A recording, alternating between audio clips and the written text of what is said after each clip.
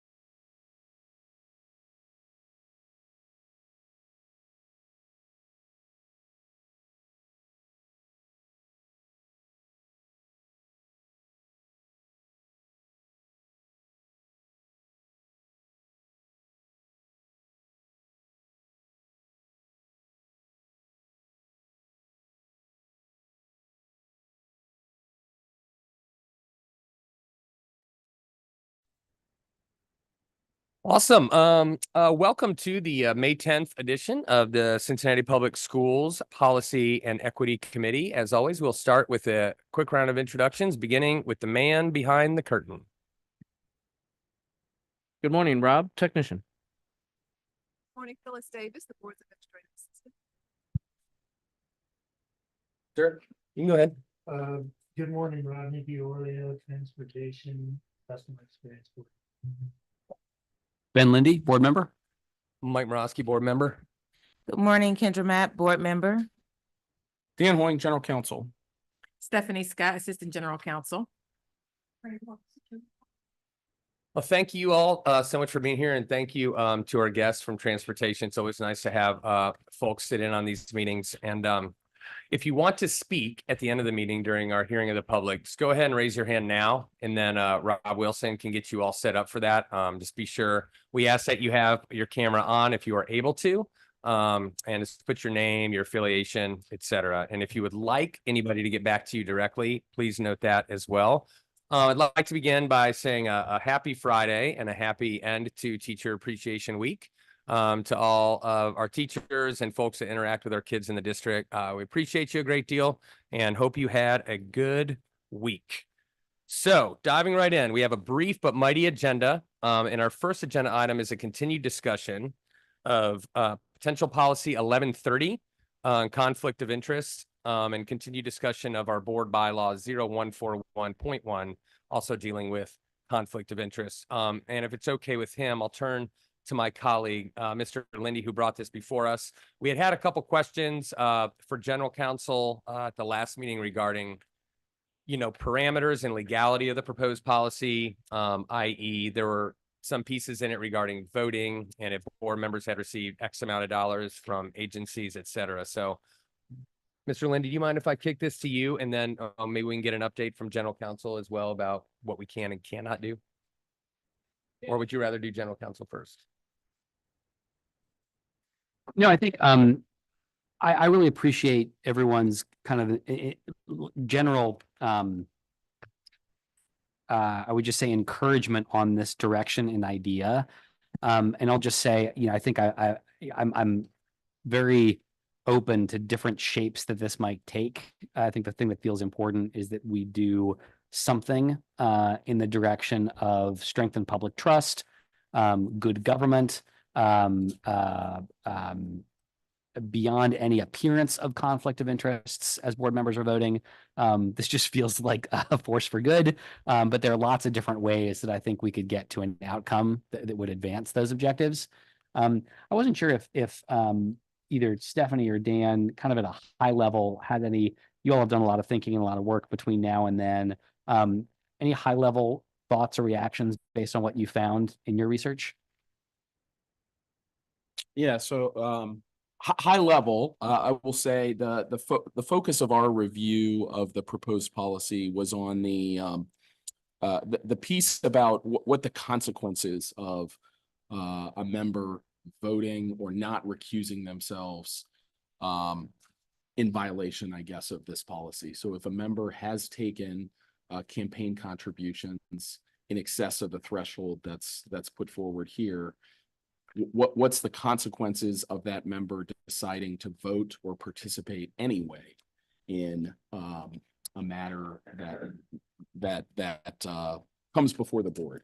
I think we feel very confident, and we talked about this last time, that this particular proposal would go beyond what our own Ohio ethics laws would require the board member to do.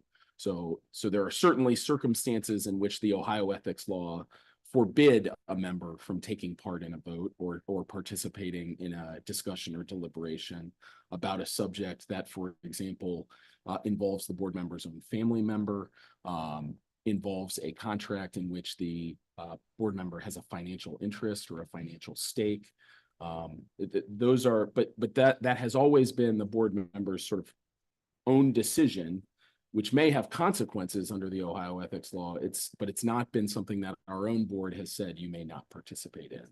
And so that I think is the crux of the question. Again, something we discussed at last meeting is, can the board by its own bylaws say to one of its members, you may not participate in this vote? We did do some research. We consulted with outside counsel as well and shared our review of that, our confidential review of that with the committee. Is that helpful? Yeah, it was very helpful. I think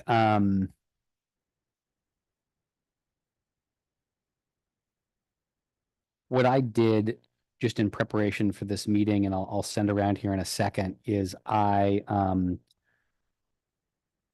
wrote up an alternative version that I thought we could talk about today. I honestly see pros and cons to both of these. But either one I think would take us in a good direction. And I'm a big believer in, perfect can't be the enemy of the good. And so what my thought is, I can send these around and we can just talk about them for a little bit, with the hopes that somewhere in here we can find something to recommend out today. So I'll send around two things. The first is, I think probably also in the attachment, it's the same thing that was sent around last time. Also, I realized, thanks Stephanie and Dan for finding the correct, no, just like the correct reference in our own bylaws. Like I said 1130, and that's the employee one. And I think the 0141 is the board one. Yeah. So this is, oh yeah. Sorry. Keep We going. do. Oh, the new, That's the old one. That's the old one. This is the new one. Yeah, and I need to correct the record. I said proposed new policy 1130 in reference to what board member Lindy passed out last time. It's all my fault. 1130 already exists. Everything is my fault. Yeah, just blame board member Lindy. We have a policy for that. Oh, I don't know that you do, Rob, but I'm going to forward it to you in a second. Yep. this is Yeah. So, this is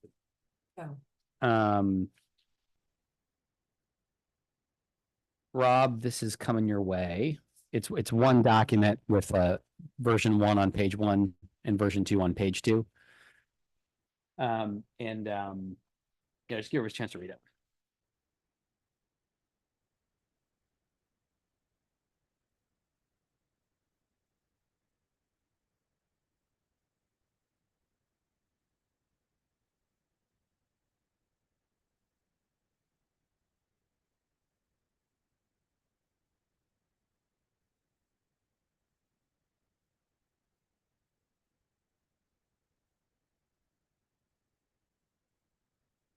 Thank you.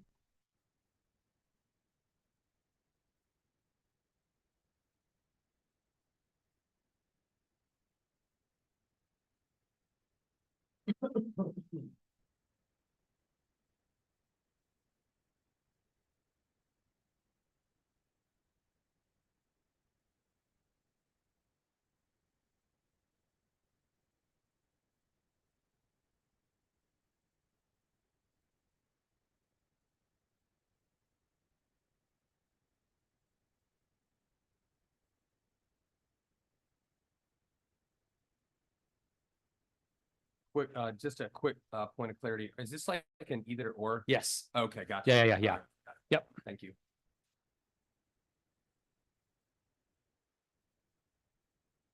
And just to remind everybody, so they're on the same page, these are recommendations, the two pieces that member Lindy passed out, and they're up on the screen. My glasses are off because I need bifocals now. That's what's up there, right? I can't see anything. Yes, okay, good. You got it. I'm counting the black blobs, which I think are paragraphs. These are for recommendations to board policy 1130. That's 1130 in the administration section regarding conflict of interest.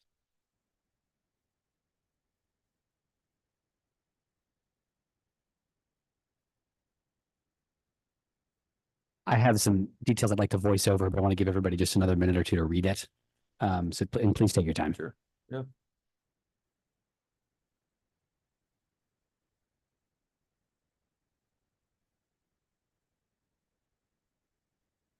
The old teacher, Miyose, please put your pens down and eyes up when you have finished so we can move on to the next lesson.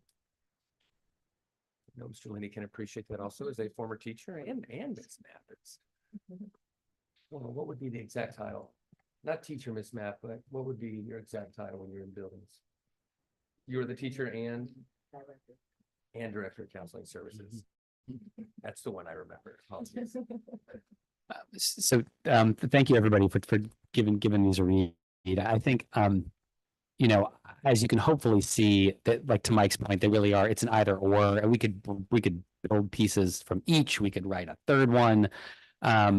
I will share that I happen to like the first one a little bit better, which is identical to the one we looked at last month or last meeting.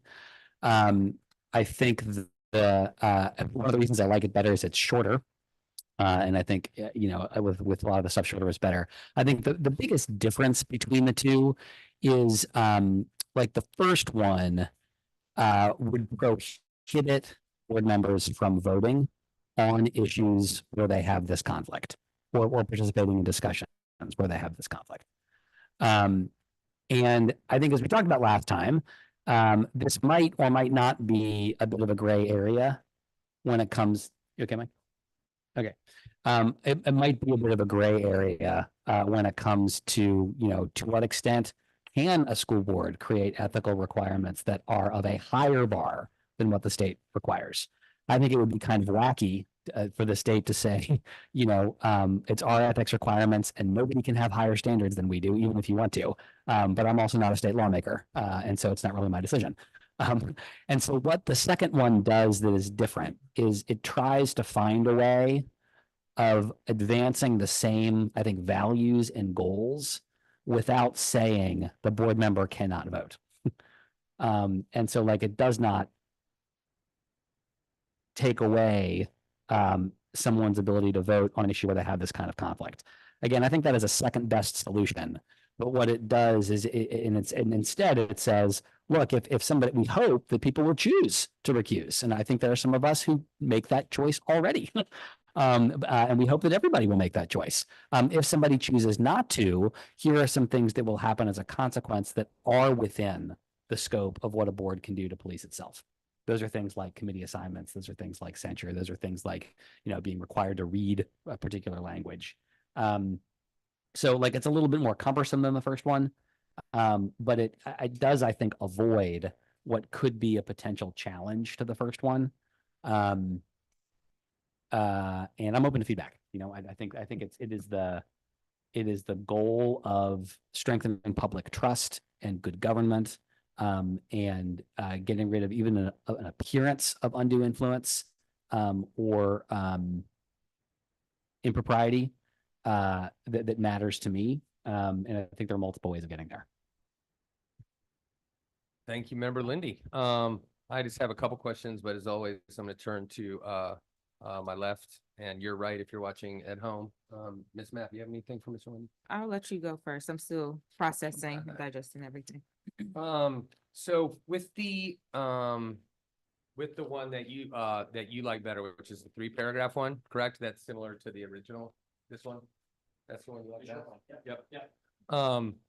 So that's the one that the piece about taking votes away, that this is for the general counsel, that you were saying is not in ORC and maybe not allowable. We don't know though, because to then Mr. Lindy's point, if you're trying to go above the law, that could be interesting kind of gray area. Not above the law, just like with the law, and also requiring a higher. Above the law. No. No one is above the law. Nobody, particularly elected officials. I don't know. And that's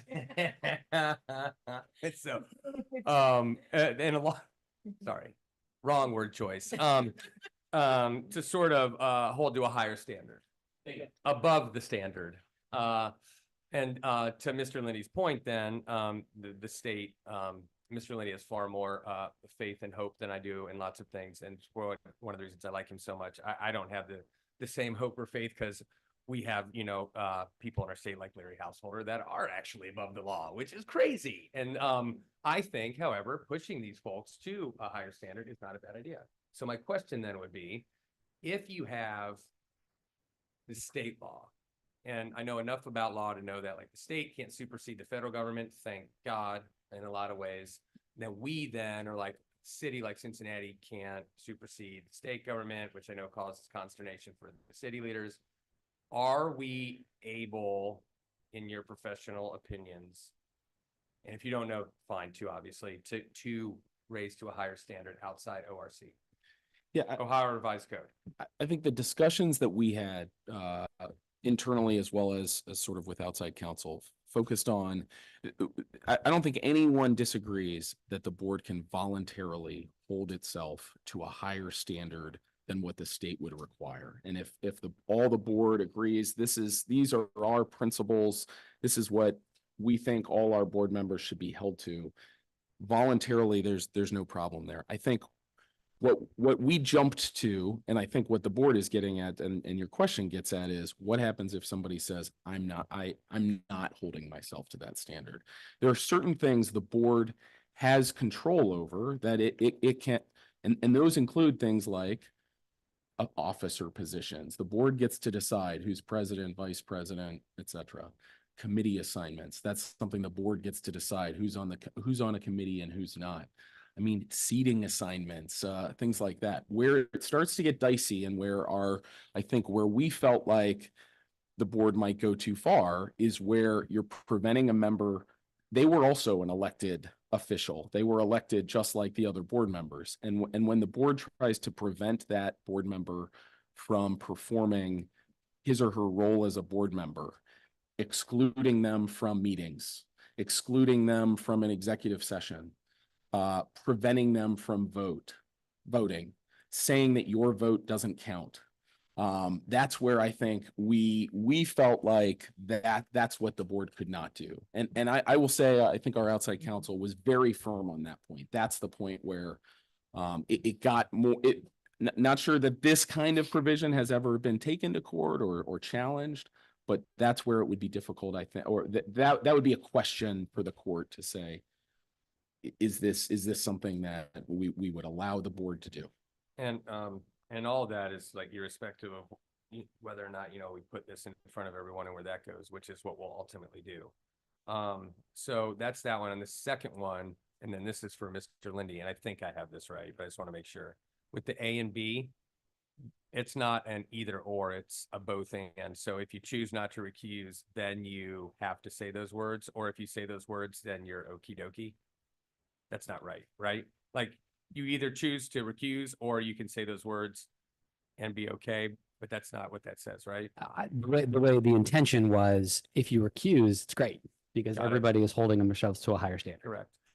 To the Dan and Stephanie's point, or the outside counsel's point, you know, if the board is unable to take away the voting power of a board member, we haven't had an answer for what happens if they choose not to hold themselves to the higher standard, and it can't be they're not allowed to vote. Mhm. So what could be true instead? The idea is both A and B would apply. Got it.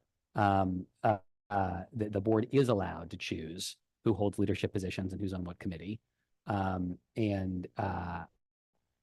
second is more of a public disclosure for why this is happening. Great. No, I got it. Yeah. Ms. Matt. Okay, thank you. I think my question is for council, for Mr. Hoying. So in hearing from like the state standards or, ethical expectations, we're not in a position of putting board members in a position of not fulfilling their roles. So even if they're holding officer positions or committee positions, wouldn't that be considered the same thing, that we're trying to take away their duties in terms of fulfilling maybe a particular role?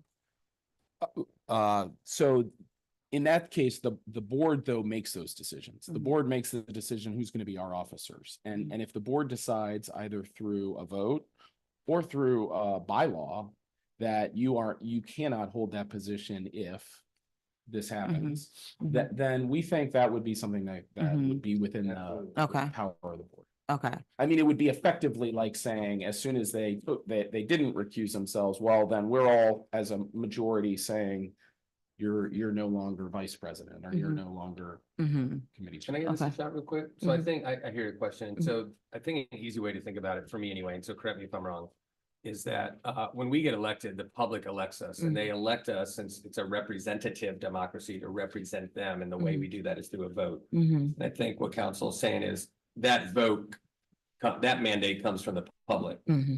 These other things Comes from come the amongst board. ourselves. Okay. Is that a? Mhm. That's Yeah. how I think, yes. Yeah. Mhm. Not to say we couldn't try to defend something that No, went yeah, further, but totally. that's I think where But that's the opinion of Yeah. the folks you were talking about. Like, Yes. whether or not we can do this, maybe we can, but like, that's kind of, Yeah. I guess. well Yeah. said. That's Yeah. all. Yeah, I think that's really helpful for myself, but also the public, because I think it does help to bring that balance of these are the parameters in which we can't do, but this is something within our scope as board members that we have maybe the authority to be able to take further action. Exactly right. Okay. So I'm gonna turn to see if Mr. Lindy has anything on this. I have a suggestion for moving forward though, but if you have anything else, No, just like, like I said from outset that I like number one better because it's shorter and it's clearer, and I think it's a very, very high standard. I don't want to put something forward from our committee that might not work. It is more important for me to have something that is 80% good and will actually work than something that is 100% great, but might run into real trouble for some reason. And so, if people think that the best way to do that is with option B, I'm all on board. The other thing I wanted to just flag was, I think as counsel's office was finding the Albuquerque provision, their dollar threshold was $1,000 and not 5,000. So if people wanted to lower that, we certainly could. I also I think I'm personally fine with 5,000, but I did want people to know that the Albuquerque one sets an even stiffer financial figure. And if people wanted to explore that as a way of tightening it, I'm certainly open to it.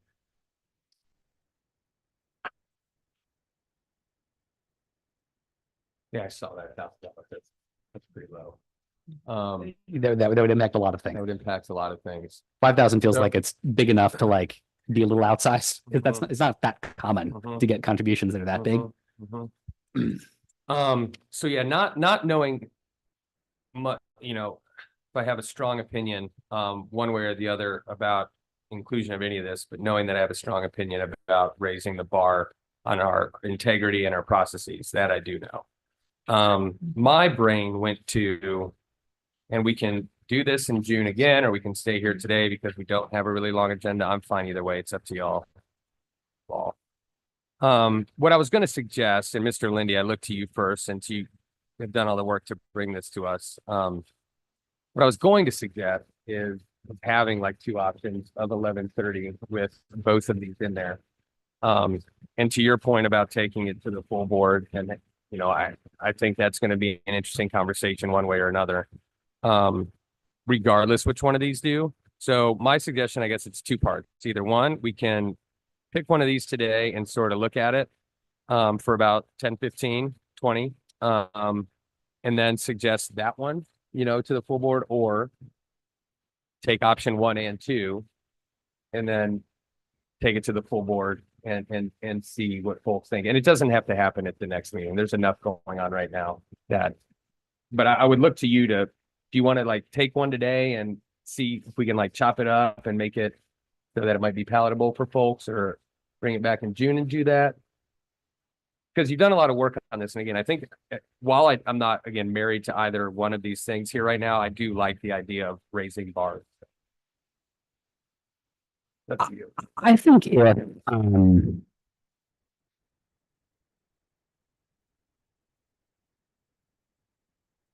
I have an idea, Mike, and I think it is a slight variation on what you're describing, but if I'm inadvertently saying exactly the same thing you're saying, I apologize. It's happened before. You say it's smarter. That's false. What I was going to say is, what if we brought both to the board? But what if we said, having looked carefully at both of these and weighed the pros and cons, our recommendation is the second one, the one that we looked at today. My rationale for that is, one, everything in there is true. Or like I'm making some assumptions that it would have support, but like it historically follows our process. And we could also walk people through why, you know, like there's some weird is too strong, but there's some stuff in this version that makes more sense if you see where we started. And I would like to request that we move as I don't know, I'd like to move intentionally, but I'd like to move as quickly as we can. I don't think that unnecessary delay on things like ethics is a good area. Like we've got to take delays in places. I feel like ethics is the last place that we should take delays. And I don't think this will be a tough decision, right? I mean, I think it is the right thing to do. And we're in a moment where we could do all kinds of things to build our public trust. So let's do all the good that we can. Yeah, no, I mean, it's somewhat similar. Yeah. And if you're fine with that, I'm certainly fine with that too, because I think we would, it would be good to get everybody's opinion on it. And I don't know that we've necessarily landed on one or the other. I know you like the first one. If I were to pick one today, as it's written, I would do the second one. My question too is, I feel like I'm either losing my mind or brain farting. I thought one of these had some sort of, the ramifications were spelled out about committee assignment, any board leadership. There it is. Okay. All right. Yeah, I would say the second one, which is the one that has A and B. Okay. That's the one you call second. That's the one I call second. Yes, and like if that's where this committee is, I'm fully on board. Like I'm as we go to the full board, I'm very, very comfortable with, you know, I would like to hear from my colleague Kendra, you know, but like, sure, obviously, I would support it. I think that's smart though to do both of these. And then I'll leave it up to you as far as where you think it would be best. I think probably board matters, so we don't have to like, you know, excuse policy minutes from the consent agenda and go through all that, but it's up to you. Okay. Matt, you have a strong. I mean, we don't need to have it. Do you like the plan of putting this before the board? Yeah, absolutely. I think both should go before the board for discussion, and then we can have more, I guess, information about where they feel in terms of these recommendations. And then I think we can come back and do some more work with my thoughts. So, Ms. Davis, let's put both of these on for board matters if we can. On Wednesday. Right? Yeah, yeah. Next Wednesday. I mean, to Mr. Lindy's point, I like the way he said that, delaying on ethics is weird. So yeah, we toss it there on Wednesday and get everyone's opinion. Thank you, Mr. Lindy. And I want to apologize. I was just looking at the calendar of meetings and I want to make sure I heard what Kendra said. Would you mind saying it one more time? I'm just saying, I think it would be helpful to present both to the full board so that we can have discussion around it and get more information about where the assisting so that we can then know what direction to take moving forward. Bring it back to what she was saying in June. And so what I'm hearing you say is that maybe delaying, that's possibly delaying the process. Is that what you're getting at? I don't know. Like I'm honestly like I'm part of why I was checking the calendar is because I'm worried about July, because there's no policy committee meeting, there are no board meetings in July. And I think I was just trying to do some math. So I think I have two questions. I would feel comfortable with or Kendra, in your scenario, are you comfortable with saying one of these two has the support of the committee? Yeah. And that would be the second option. So I like the second option. I think it spells out things a little bit more specifically Okay. to me. But I am also okay with either one. It's not like I'm like with Mike, Yeah. I'm not married to either one, but upon reading it, it looks like it spells it out just a little bit more Yeah. and give a little bit more. Go ahead. You're in charge, but I was just gonna say, and to be clear, like when I said I don't know if I'm married, I meant like the whole thing in principle. The vote part to me, I just a little hung up. I'm not against a version of part two, and I certainly would say I want to recommend part two to move forward. Yeah. And I'm also not saying I'm against the voting piece or any of the ramifications. yeah. I do just want to think about it a little more. Also, the dollar, is it more? Could it be less? I don't know. But I definitely, if I were to say as policy committee chair that we recommend this one to put forward to talk about and sort of chop up and make tight and better, I would say number two, for sure. And my thoughts are, just in hearing what Dan has discussed and what we discussed last time, knowing that we don't really have, anything official that we are able to do in terms of, holding, board members accountable. I'm just interested in finding some type of balance. So finding where we can have that middle ground if possible. And so, I think we'll run up against a lot of challenges or conflict in trying to take away a vote. Mhm. I'm not opposed to it, but I think we will really run into some challenges with that piece.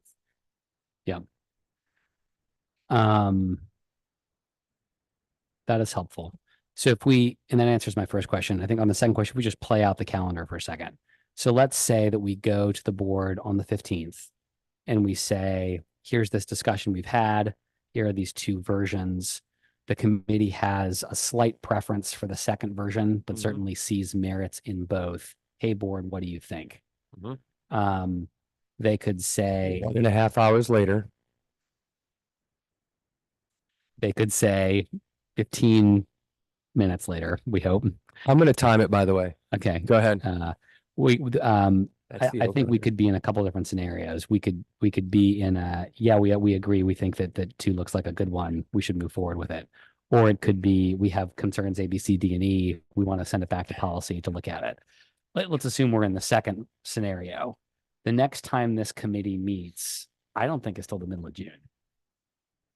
And we can meet, FYI, we can meet in July if we need to, if there's important stuff going on. That is not, I mean, I don't want to make, if Dan and Stephanie are on vacation or whatever, I'm not going to make them come in, but I think, I mean, here's my this is just a self-interested request. I think that I'm going to be away with my family for the June June 17th meeting. I don't know. But there is like a high likelihood that I'm going to be with my wife's family. And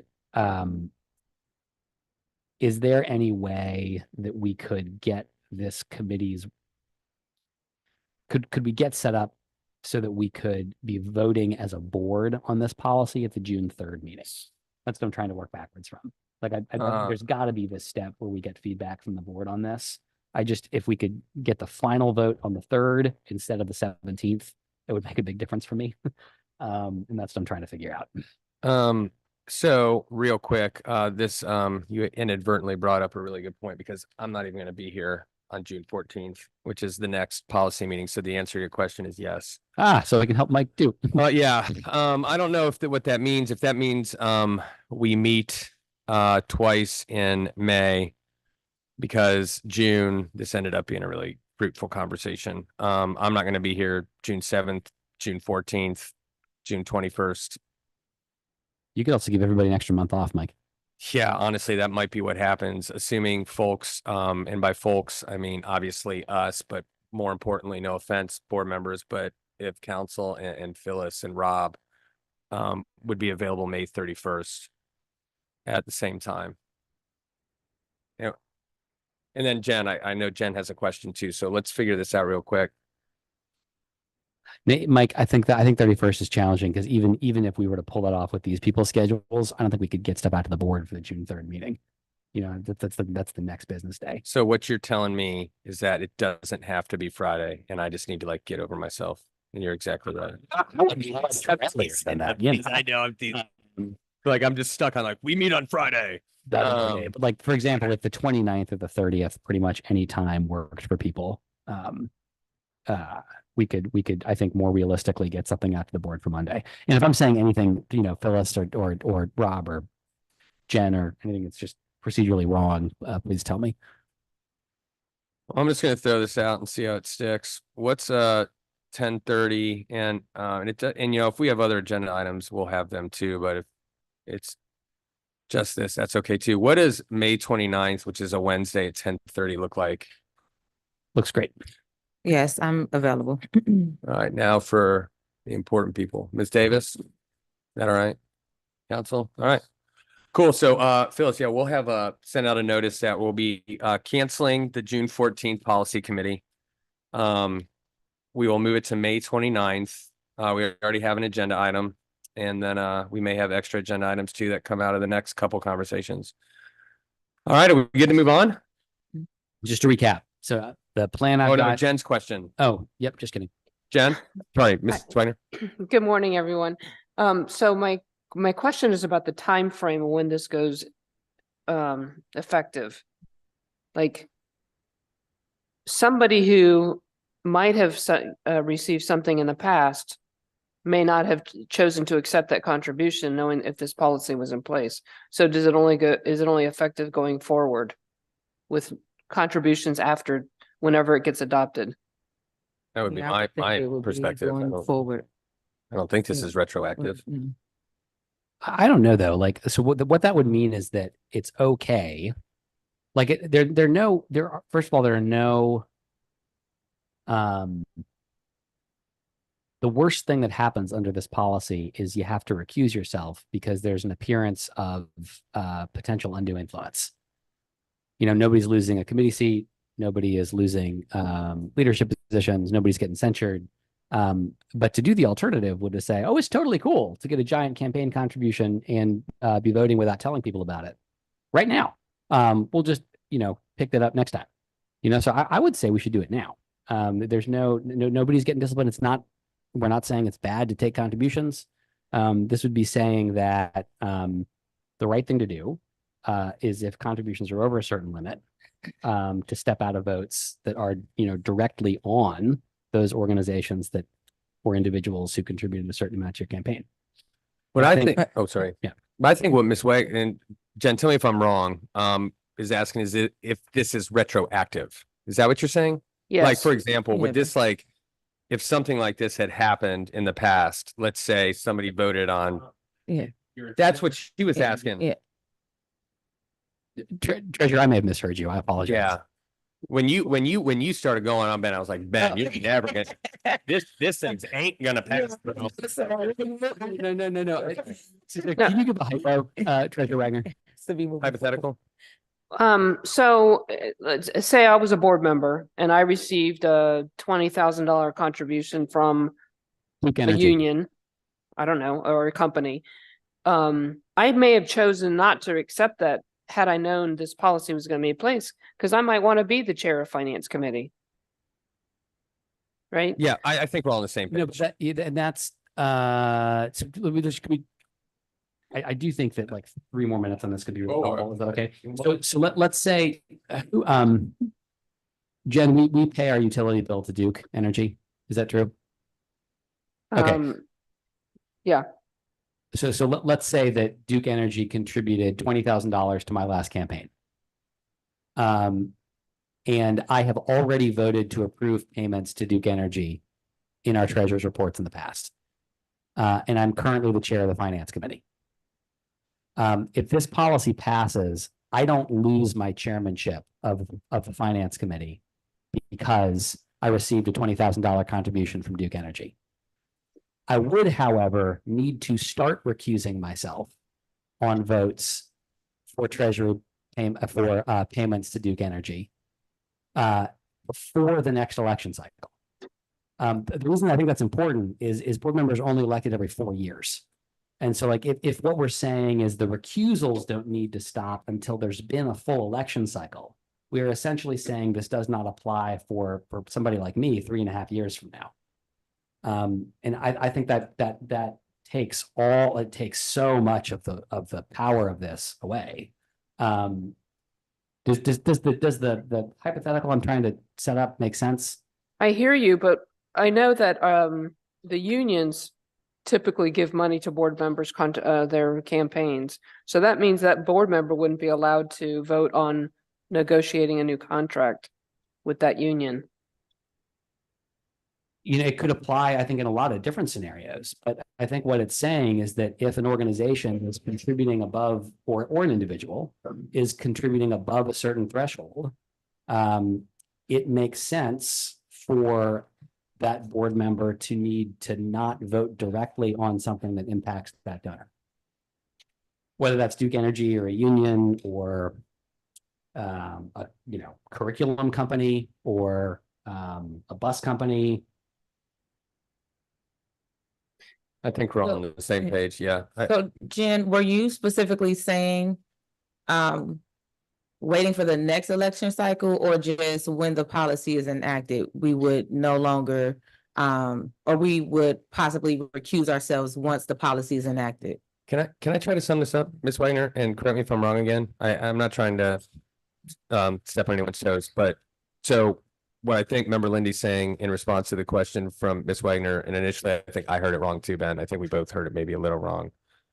But what Ben is saying, tell me if I'm wrong, in response to Jen, that Ms. Wagner, I think, had some questions about was, if this passes, if this becomes part of our policy in a few weeks, that it would apply to us. This would be very direct. That's what we're talking about. That it would apply to us. And what Ms. Wagner is saying is potentially one of us, if this had been real when we were campaigning, would have turned down contributions knowing this could happen. Which could make it, if nothing else, potentially challenging to pass as a board. But what Mr. Lindy is saying, to his point, is like, yeah, but ethics should apply at all times. And so if this passes by us and our 4 colleagues, then it would go into effect now for us. Yeah, Right. if what we're saying is that this should not be happening. Right. For board members. To do anything other than what I was recommending is to say, oh, it's fine until later. And I just don't think that's right. Yeah. That makes sense. Mhm. Ms. Wagner, is that right? Did I sum up? That's exactly what I was trying to say. Yes, thank you. No problem. And Yeah, go ahead. to just, Yeah. I really, by the way, thank you, Chair, for all the time. No, it's fine. I know It's we have important. other It's things, fine. But I do think that clarity is good, and I appreciate the conversation. So this is, may be an important issue for some. It doesn't feel like a close question to me, but I'm only one voting member. Just given the conversation we've just had, has our position as a committee changed Like we have the same general timeline, same recommendation is coming out of the committee. Yeah, and again, I don't know like where I am all told, but yes, nothing I've said has changed. Because I assumed that that's what it would be, Yeah. that if it went into effect now. Yeah. You know, and I wish people cut me checks 5 10. No one cuts me checks. for 5. They're not common. I've run into board member elections, like getting an individual contribution from anybody for more than, that's why it's not $1,000, it's not $2,000, it's 5,000. So it's a meaningfully large number. And to answer your question, I'm still on board. Great. So that's great. Thank you. Just to add to that, but it is cumulative, so that if a board member has been in multiple elections leading up to this, it does appear that the current interpretation would be that would have an impact on a board. If that's a good point, Dan, I had not thought about that. And if people want to, because some people have been on our board for 6 months, some people have been on our board for 16 years. And so there's a difference in how much contributions would accumulate between 6 months and 16 years. And if to make that kind of more just thoughtful, if that were to be $5,000, in the last election cycle or something, like I think that might be a way to like, I want to do the right thing. I want to do the right thing as quickly as possible. I don't want to inadvertently do something boneheaded, and I think the point you're raising, Dan, makes a lot of sense. We can bring that up. I think we should bring that. Yeah, that is a good point. And I think it's fine the way it's written, but if you think it's fine to clarify it, What if we were to what I'm trying to get to is like a clean, clear recommendation coming out of the committee. And so if it would make it easier for people to say, we're supporting the second option with the change of, instead of 5,000 cumulative, it's 5,000 within the last election cycle. in that board member's last election. In that yeah. board member's last election Yeah. cycle. Like I think that gets at all of the things that Sure. feel important about this while trying to minimize unforced errors. Sure. Yeah. Yeah. Okay. I like that. Does that Yeah, we Dan, could add address that. the issue that you were raising? Yeah. Okay. All right. Move on. Good, Thank you. everyone? Good. No problem. And again, thanks for, bringing it to the committee. If nothing else, and it's always a good conversation. I feel like I've learned a lot and had some good thoughts go through my head. So thank you for Mr. Lindy. The one thing that is problematic is that the man behind the curtain, Mr. Wilson, will not be able to give me the planned $20,000 he wanted to give me for my next election. So I apologize, Rob. I know you had set that aside. Like he can, you just recuse from Oh, voting I just can't vote on his- Rob's oh. school. He can give you the full 20,000. But I want to vote. Oh, actually, though, or I could vote on it and then I wouldn't ever have to chair a committee again. Wait a minute. I do like this policy. And I could never be president. This policy is. All right. I got a new plan. Rob, don't worry. The 20 grand is fine. All right, here we go. So this should be easy. Number 2, we are going to keep the name Bramble School and we're going to recommend that from a policy committee. That is my recommendation. Do you all have problems? Because the community said they like it too. So do you have a problem with that? I have no problem. Okay, done. So we will recommend that this committee says we keep the name Bramble School. Also, Phyllis, Pat Bruckner let me know via text, not that I look at my text during meetings, that May 15th has no board matters. This will not change the timeline, by the way, Mr. Lindy, because it's May 20th, which is still, we moved up our policy committee, so we're fine. So it'd be the May 20th board matters. Okay. Board Member Morosky, I Yeah. just have one quick question. Sure. About the naming of Bramble. Can you just give like background information about why the name is so significant? I'm in support of maintaining the name, but just wanted the historical context. I don't know as much as maybe Mr. Hoying or somebody else here just said it was called Bramble. And then when we stopped using it as a school site, it just sat there, and then bringing it back. People, I think, just are attached to the name from the past. Mhm. Is there any deeper story than that?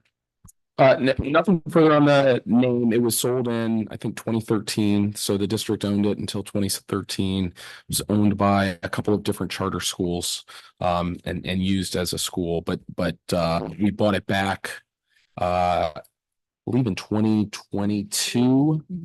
2022. And the only other thing I'd say on the name is that there is in our policy preference for using a neighborhood name or having a connection to a neighborhood. So I think it's consistent with the policy to maintain the name. Okay, perfect. Thank you. And thank you for the clarity, Ms. Mapp. Number 3 on the agenda is I need to get these bifocals. Cell phone restriction recommendation. So the superintendent, I believe, put this on the agenda. Obviously happy to talk about it. Do you have backstory on this, Mr. Hoying? I do. So you may be aware, I hope you are aware that before the beginning of this 23-24 school year, the Hughes High School community, including their faculty leadership, their LSDMC, all of them, determined to pilot a new rule with respect to student cell phones. And essentially they bought what are called, the name brand is, I think, Wonder, something like that. It's a pouch that students, when they enter the building, they're required to put their cell phones into this pouch, and it makes the phone inoperable essentially they keep the phone with them in this pouch, but it makes the phone inoperable during the course of the day. It's like a magnet system that locks the phone. And then at the end of the day, when they leave, when they check out, there's a small device that unlocks the pouch. They return the pouch and they have their phone. So their phone stays on their person throughout the day, but it's not able to be used.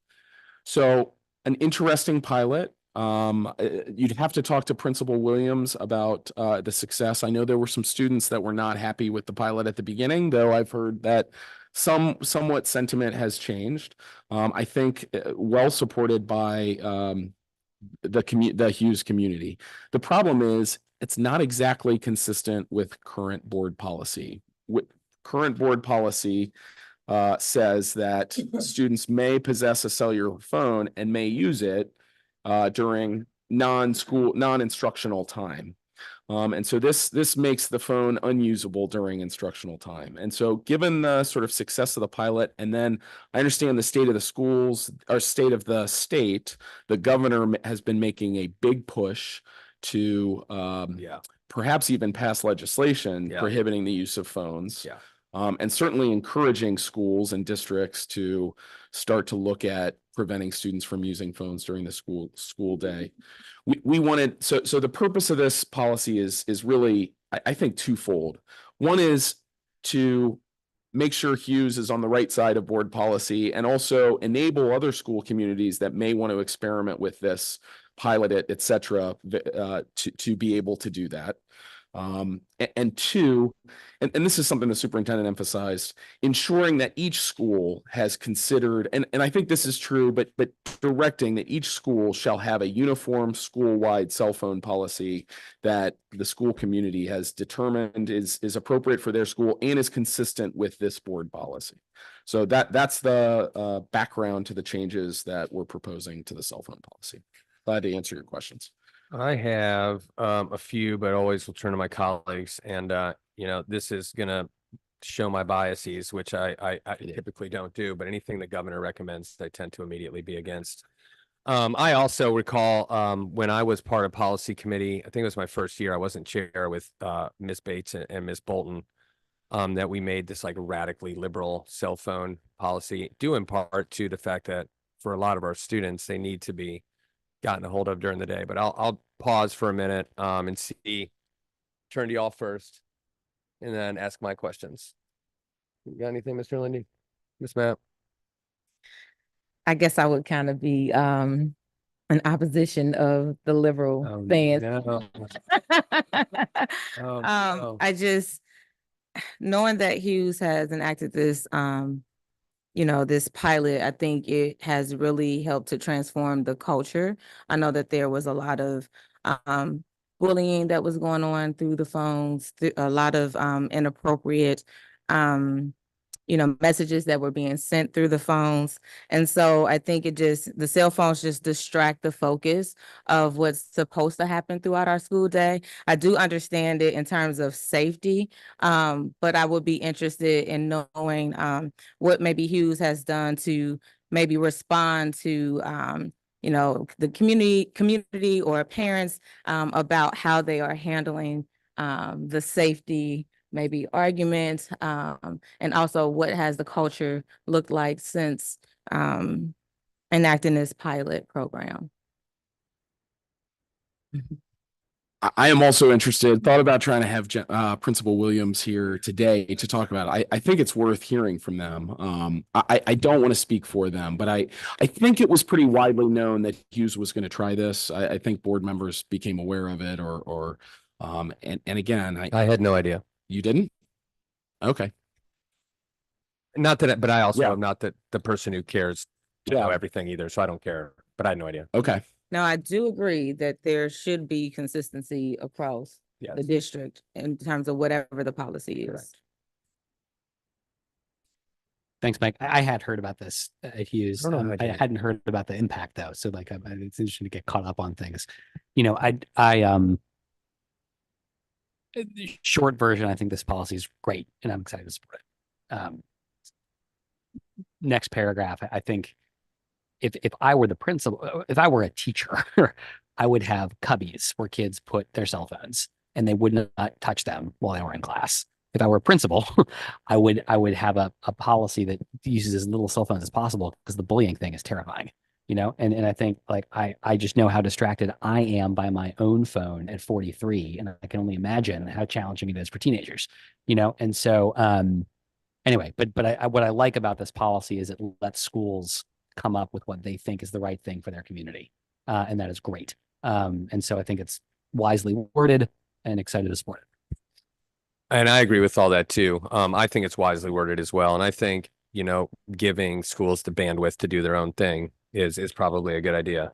And I didn't know about the Hughes thing. And again, I'm not the board. I don't need, nor do I want to know everything. That's fine. And I love Dr. Williams, as I think most people know. I used to work with her and she's super rad. So, but I would also like to hear from her, sure, and then also the families. And I like the idea that the students still have them if they need them, because, you know, like it or not, you know, I've heard the governor talk and other people talk that should just take them away, and like, well, that's ridiculous. I don't care what you think about cell phones. We're all tethered to these things, whether we want to admit it or not. I'm actually trying to make a conscious effort to get better at it. So it's funny this was on here. I put my phone down yesterday far away from me for like 4 hours. In case you don't know, there's a lot going on and our board member phones are quite distracting right now. Kate, my wife, got home from work. She goes, "Why is your phone over on the couch?" I go, "I threw it there a few hours ago." Very nicely. I just went. So, but I like the idea of giving folks a band. What's best for your community? Mr. Lindy said it best. So, I guess so. My thing as chair is always, so then what's next? Is it put something, you said wisely worded, I agree. Is it put something like this before the board and then have Dr. Williams come? Do we want her to come talk about it? Because whether or not her input on whether or not it's gone well or not, I care about it, doesn't really affect this. This simply just gives people the ability to do what they want. I still want to hear from her for sure, just because I think it'd be great and I respect her, but I have no additions here. I like this, actually. So, okay. So yeah, we can move this forward then. Are we, back to Ms. Davis, 'cause clearly I don't know what's going on May 15th because we don't have board matters. Do we have anything else? Are we allowed to like vote on resolutions? Is that going on? How about this? We'll put it on the 15th. If that's not happening, if we're not doing resolutions and whatnot, then we'll just slap it on the 20th. Fair? Cool. Yeah, right. No, absolutely. No, that's a good point. So other business, we do have one point of other business if it's okay. And then I'm hearing the public again, raise your hand, virtually if you want to talk, and Rob will get you set up. But the other business piece that we have is on artificial intelligence, which terrifies me. I am not a Luddite by any stretch. I like technology, but some of this stuff, it's wild. And there's been some talk at board meetings about, you know, the district adopting sort of AI stuff to do certain things, whether it's attendance, et cetera. I don't know enough about this. It's above my pay grade. But I think it was might have been Mr. Lindy. And then in my day job, some of y'all may know Jorge Perez. He's one of my 9 bosses in my real job. And Jorge's been bringing this up. Yeah, I work with the Human Services Chamber and all these nonprofits, and he's been talking about this more and more. I don't know anything about it. So can I look at y'all, General Counsel's office? Because I have some stuff here. I don't know what all this is. It makes no sense to me. So can you help me?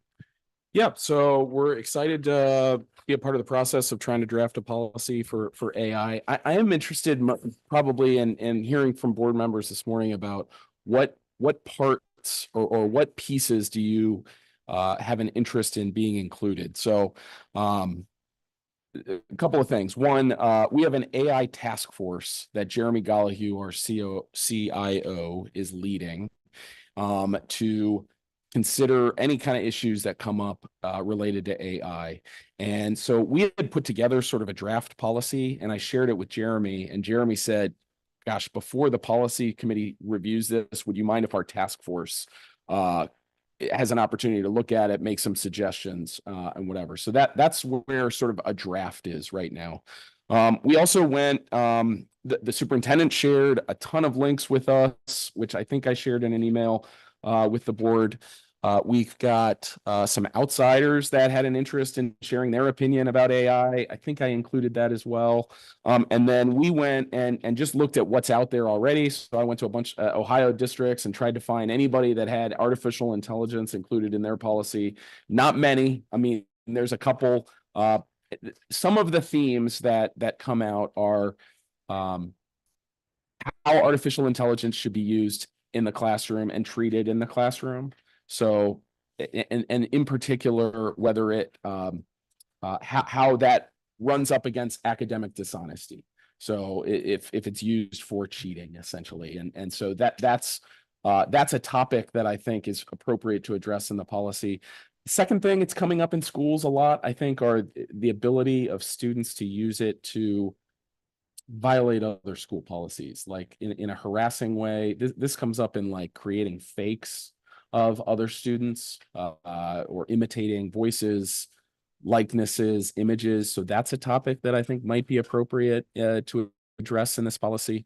So that's, I think, where we are. Just the other thing I wanted to add, I had never used AI or ChatGPT, and I think that's what it is. So we ran a search that said, please write a board policy for the Cincinnati Public Schools. Nice. It's unbelievable. I mean, it really is like, and it's terrifying. Yeah. And then you look at it, and the more time you sort of spend with it, it sounds great. Like the first draft sounds great. But it also is like, it's so generic and just sort of spouts truisms that isn't in any way sort of, I don't know. I think has a different voice than our board policies do, which tend to be more specific and, but it was fascinating to run that search. So that's where we are right now. Great. Yeah. Yeah, it's it is wild. My brother is in the tech field and he loves this stuff, and he was an early adopter of everything. And I was like, I don't want anything to do with it. And so he told his AI thing, whatever, chat something, GPT, I guess, or whatever, asked it to write a biography for Mike Murawski. This thing was like 16 pages long. And it was the freakiest. It started off, it said, Mike Murawski, an elected official in Cincinnati, Ohio, who is known for his direct yet humorous approach to controversial issues. I'm not kidding. It was the first sentence. And then it went into like how I did terribly in high school, but did okay afterward. I'm like, all right, you know what? Clearly my life's too public. I need to back off some of this.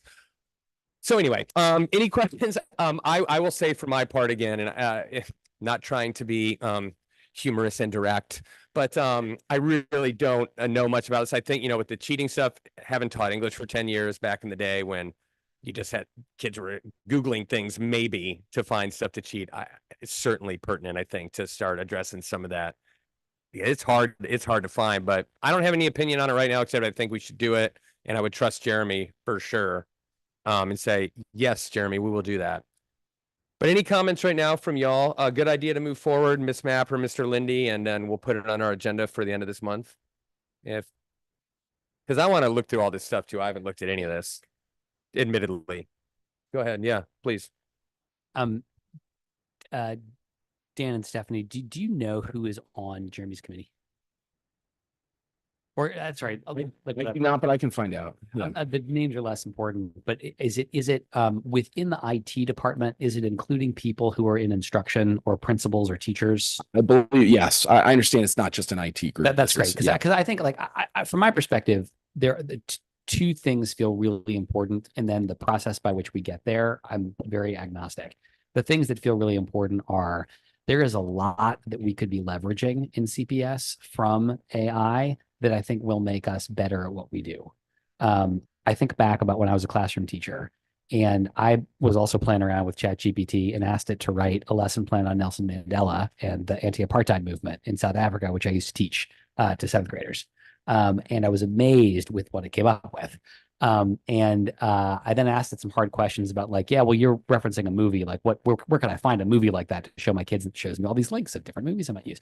So and I'm not saying that like every teacher should ditch a curriculum that we've purchased and start using ChatGPT. But you think about like, here is a text. This gets to my second point. Here is a text that I'd like my students to engage with. Can you write two other versions of it? One that is at a higher reading level and one that is a lower reading level. So you could have kids reading on content material, but that is at their, just examples. There are so many, and that's just as a teacher. There are all kinds of ways in which I think AI can also help with data analysis or with all kinds of things that would help us make a bigger difference for kids together, make better use of our financial resources. And so one thing that feels really important is that as a district, we are going after that stuff. The other thing that is simultaneously true is there are a lot of challenges and risks involved here. You know, I think there are issues around student privacy, there are issues around copyright infringement, like they're all kind, there are issues around cheating. And so like what I really care about is that we as a district are not hiding from this, but that we are very actively trying to leverage it to make a difference. But we're doing it while being very clear-eyed about what some of the risks are. And so that's what I care about. Where I have some agnosticism is, I don't know that a board policy is the right way to do this. It might be that Jeremy and the task force and the superintendent working together is the right way to do this. You know, like the best thing we might be able to do is nothing for 18 months until that work is farther along and we have a perspective on it. We could then codify in policy. You know, so like I think so. What I really care about is that we're advancing those two objectives. And this doesn't have to be on the next committee meeting for me. This could be next year.